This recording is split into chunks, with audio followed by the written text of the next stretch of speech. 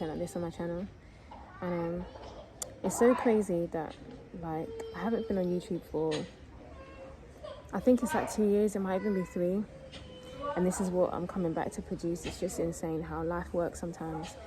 But yeah, just looking at the introduction, the main reason why I'm back on my channel and I'm, you know, showing you the journey or the process of clearing out my eczema from basically 100% coverage, pretty much, I would say about 98%, or even 99 to be honest.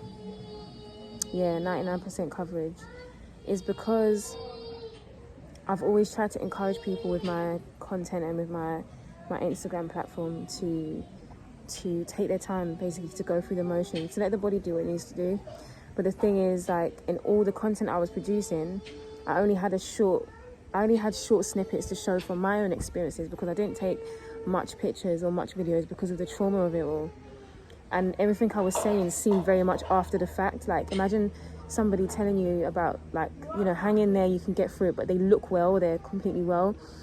Not that there's anything wrong with that, but I just thought, you know what? If I produce videos while I'm literally in the thick of it, they're going to stay on my channel. And when I'm better, people can go back and look at it, and they can go through the diaries and be able to see, like, this is what she went through and she was able to soldier it out. So it's not going to be anything like my old content where it was, you know, really curated and had all these nice transitions and stuff. This is going to be very raw, very basic. It's just, you know, to relay information, to let you know how I'm going. Talk about food. I think the main question that people would have on their minds is, how did you get to this point? You know, if you were eating healthy, you living healthy. It's a good question, because at first I was really like, I don't really know what happened. But as time's gone on, it's almost 6 months since this flare up. And it's just got worse and worse and worse and worse and worse. I think it's been a catalyst of things that have got to this point. And I realized the mistakes that I made. And I also realized the things that I didn't address beforehand. So as I always say, even on my own platform, food is only a small part of it. It's not just about what you eat.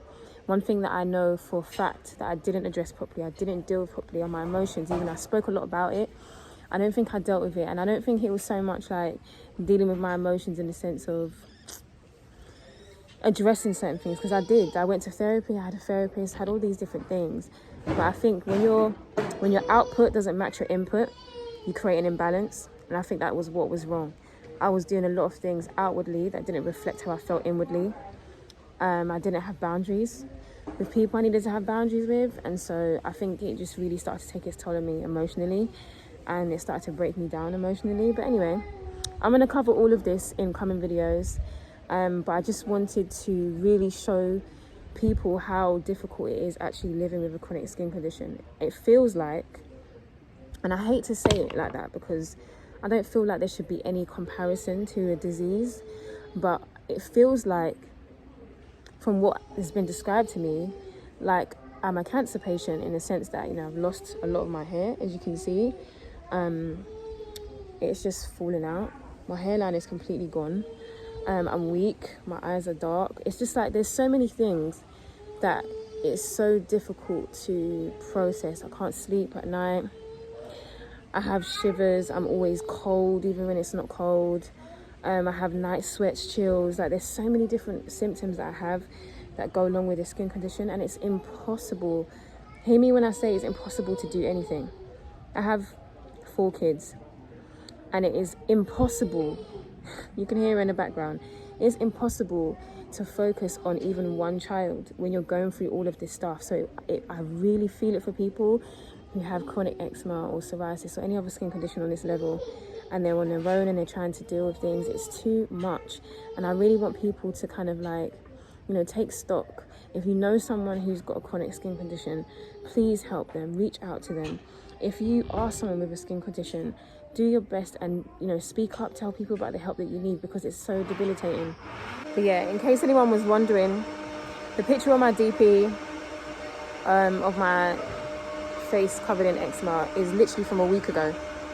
Literally a week. So it just goes to show, like, how quickly things can change. Your skin can flare up and go crazy, or it can seem to really heal quickly. So that was literally a week ago. Obviously, I'm not better, but I don't look like that. So And I'm pretty sure people are looking at the picture like, that's not the girl from Instagram. That's not the girl from the DP. Who's that? Like, I look like a completely different person, and it's so hard to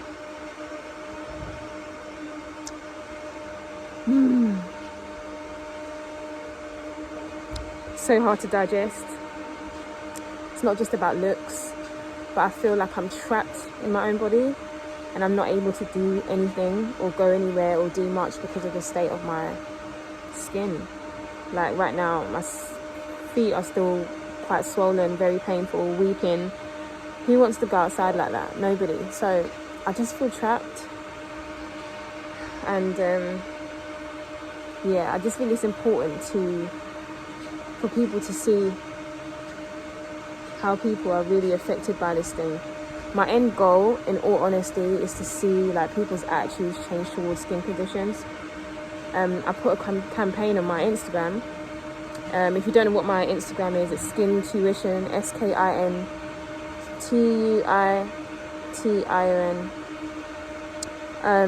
Skin Tuition. But basically, just to get people to recognize skin conditions as like chronic illnesses, because they are. Like, your skin is the largest organ in your body. If I had liver failure, kidney failure, heart failure, it would be addressed as like something that could be potentially fatal.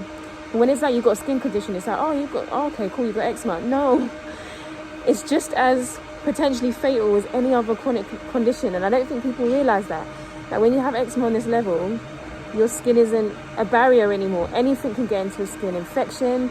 Now I feel like I'm dealing with a staph infection right now, and staph can kill you. Do you know what I mean? So it's just a lot.